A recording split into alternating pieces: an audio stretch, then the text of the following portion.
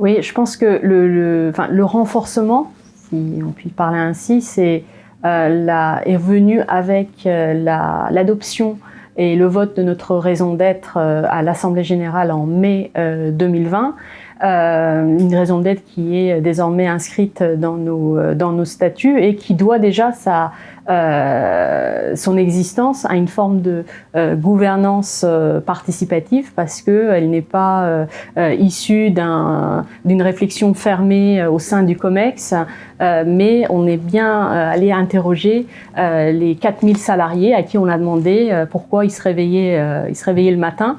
Donc cette raison d'être désormais dans notre statut nous a incité à revoir nos engagements RSE, mais également la gouvernance derrière ces engagements, la gouvernance RSE qui a été renforcée avec un conseil d'administration qui aujourd'hui a un référent climat, parce que le climat et la neutralité carbone est au centre, au cœur de notre raison d'être, un comité responsabilité d'entreprise qui traite des sujets environnementaux, sociétaux et de façon systémique. Tous les sujets de durabilité sont abordés de façon systémique au sein de ce comité responsabilité d'entreprise. Et récemment, on a fait une transversalité entre le comité responsabilité d'entreprise et le comité d'audit, dans lequel on a validé les résultats de la performance ESG du groupe, au même titre que on valide dans le comité d'audit les comptes d'entreprise. Et donc on voit bien que, alors ça c'est au niveau de conseil d'administration, on a des comités similaires au sein aussi du comité exécutif, et au sein, on va dire, des comités plus opérationnels, on a un comité de durabilité qui est animé d'ailleurs par la direction impact d'EDF, où on voit comment traiter les différents enjeux, la trajectoire carbone, et comment se mettre d'accord sur une trajectoire groupe, alors que on opère dans plusieurs pays qui n'ont pas les mêmes mix énergétiques suivant les pays. Donc finalement une gouvernance renforcée à tous les niveaux, au plus haut niveau et même au niveau opérationnel.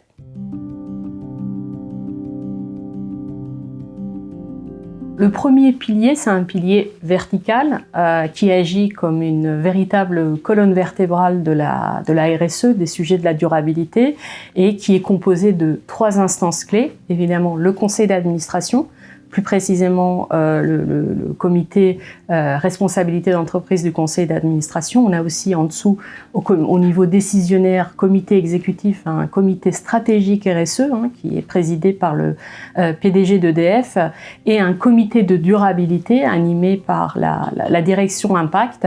Et donc c'est dans ces 3 instances-là, on irrigue les différentes dimensions de la raison d'être, et on s'assure que tous les sujets, tous les projets ont été criblés avec les 4 dimensions de notre raison d'être, qui est le climat, ressources, bien-être et solidarité, et développement responsable. Il y a un deuxième pilier qui est un pilier plus transverse, une forme de nouvelle gouvernance qu'on voudrait complémentaire à cette gouvernance officielle, composée de notre conseil de parties prenantes qui rassemble un certain nombre de personnalités qualifiés externes qui challenge en bienveillance nos sujets de durabilité. Et puis on a alors en interne ce collectif des salariés engagés qu'on appelle le rhizome chez nous.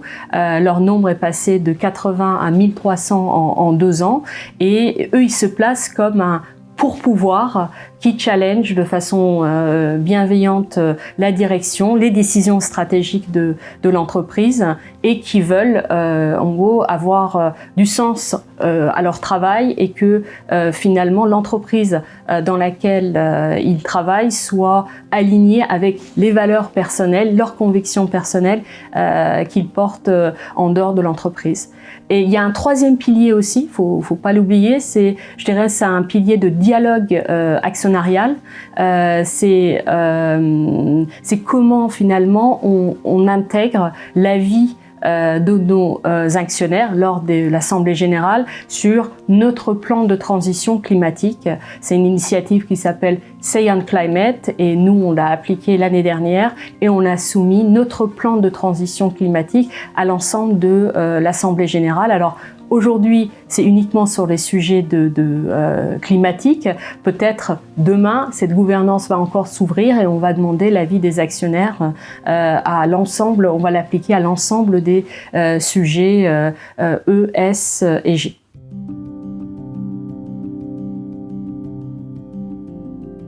Alors, le premier, c'est l'incarnation. C'est important que les salariés en interne, on voit qui incarne la RSE, comment la RSE est portée, comment elle est gouvernée dans l'entreprise. Et là, avec cette gouvernance RSE renforcée, on voit très bien que c'est porté à la fois au plus haut niveau de l'entreprise et ça a des implications opérationnelles fortes.